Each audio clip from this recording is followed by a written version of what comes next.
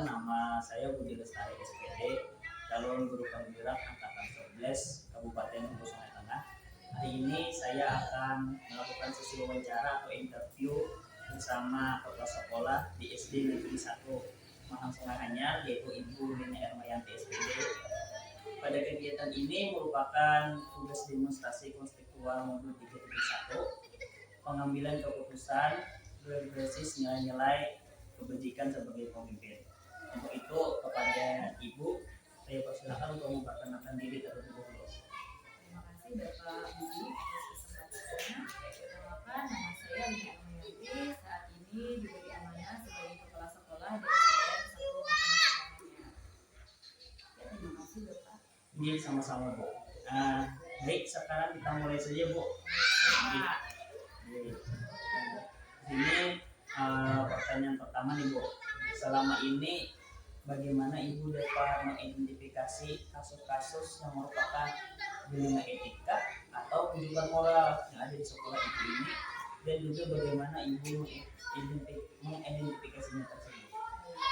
Cara saya mengidentifikasi kasus-kasus yang terjadi di sekolah saya ini, biasanya saya itu melakukan observasi dalam jangka waktu tertentu, misalnya dalam jangka waktu 1 bulan, bisa 3 bulan, atau bahkan 6 bulan, seperti itu. Oh ini, jadi Ibu mengidentifikasi itu dengan cara observasi terlebih dahulu terhadap kasus-kasus yang ada di sekolah ini. Iya, betul. Nah, sekarang nih, selama ini bagaimana Ibu menjalankan pengambilan keputusan di sekolah ini? Nah, terutama untuk kasus-kasus di mana ada dua kepentingan yang sama nih Bu, benar atau sama-sama mengandung nilai kebajikan.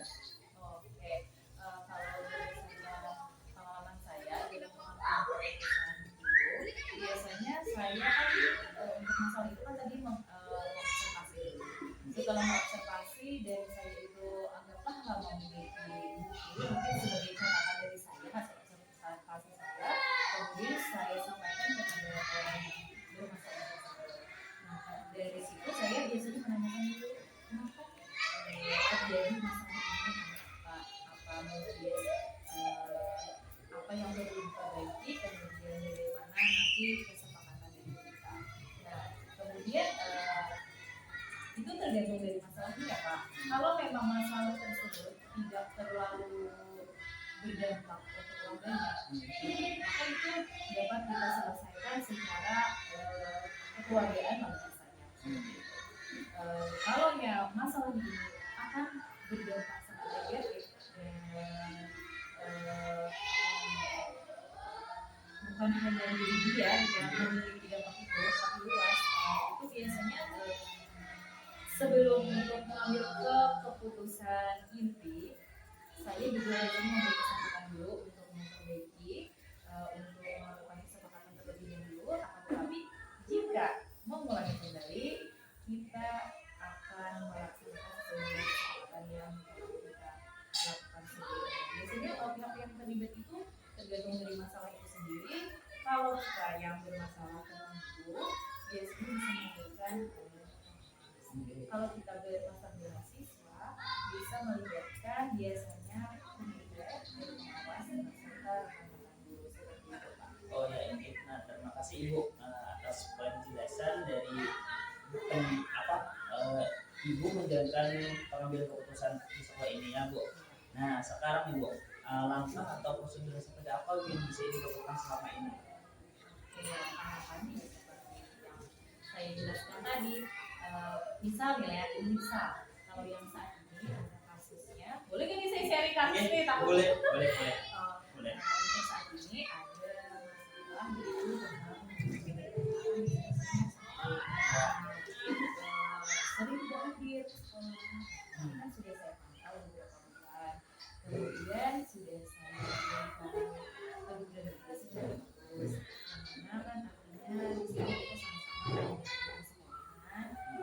Kemudian saya minta untuk mereka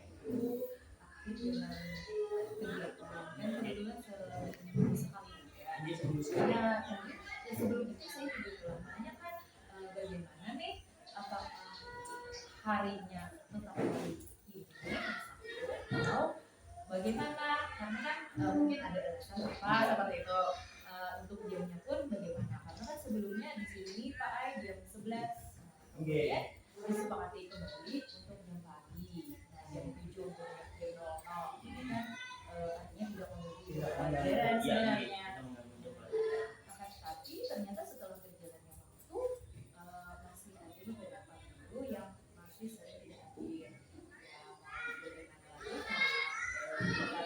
Ini artinya kan sama-sama untuk saling berkolaborasi memajukan pendidikan di sini. Jadi saya berkomunikasi kembali dengan guru TPA ini, apa kesepakatan yang akan kita buat setelah ini. Jadi untuk kesepakatannya tetap menjadi satu, akan tetapi untuk selanjutnya saya akan menyediakan absensi di luar agar guru TPA ini menggunakan praktik berhasil sekolah dengan pantauan absensi guru itu saya seperti itu. Jadi tadi ada beberapa guru ya Pak. Iya. Ada beberapa guru TPA yang tidak hadir di kegiatan pada Sabtu itu. Padahal kan jamnya sudah sesuai. Iya.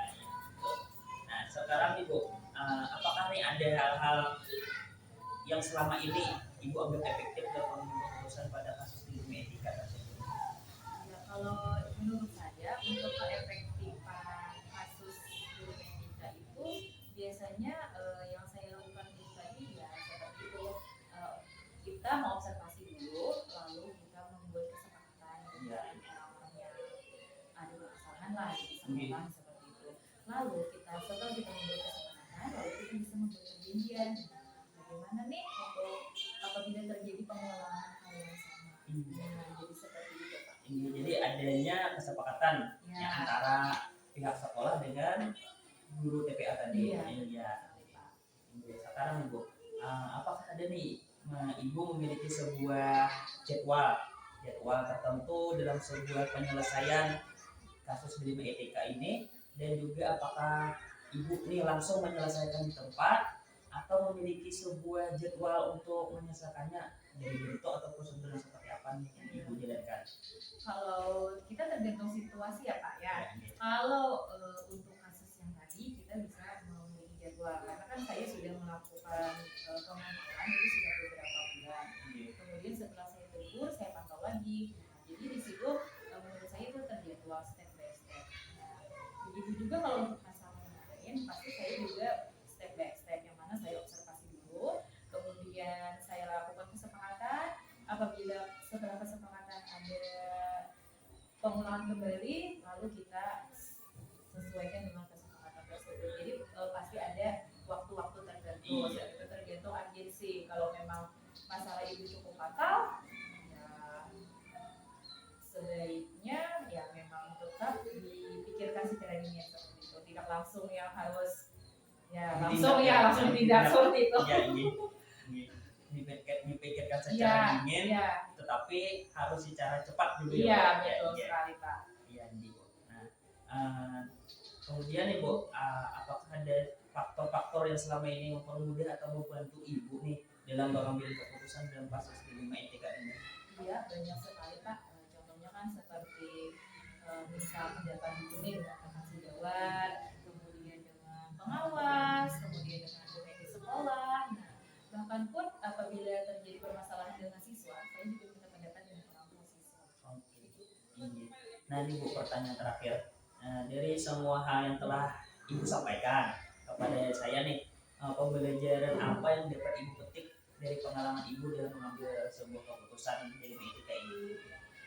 Pembelajaran yang dapat saya petik dari pengambilan keputusan ilmu etika ini yaitu bahwa sebagai seorang pimpinan kita juga harus memiliki prosedur-prosedur dalam pengambilan keputusan, bukan yang langsung langsung dinanti tidak. Kita harus memikirkan dampak-dampak apa yang akan terjadi apabila kita mengambil keputusan tersebut. Seperti itu. Jadi harus dipikirkan terlebih dulu ya Bu. Bagaimana dampak ke depannya? Itu jangan langsung langsung set. Jadi tadi ya dari yang kita angkat tadi kasus dilema etika guru TPA yang sering tidak hadir, Iya. padahal jadwalnya sudah disepakati Iya, bersama. betul. Iya, ini Bu. Nah, jadi sampai di sini dulu ya Bu perbincangan kita pada hari ini. Salah hilang mohon maaf dari saya.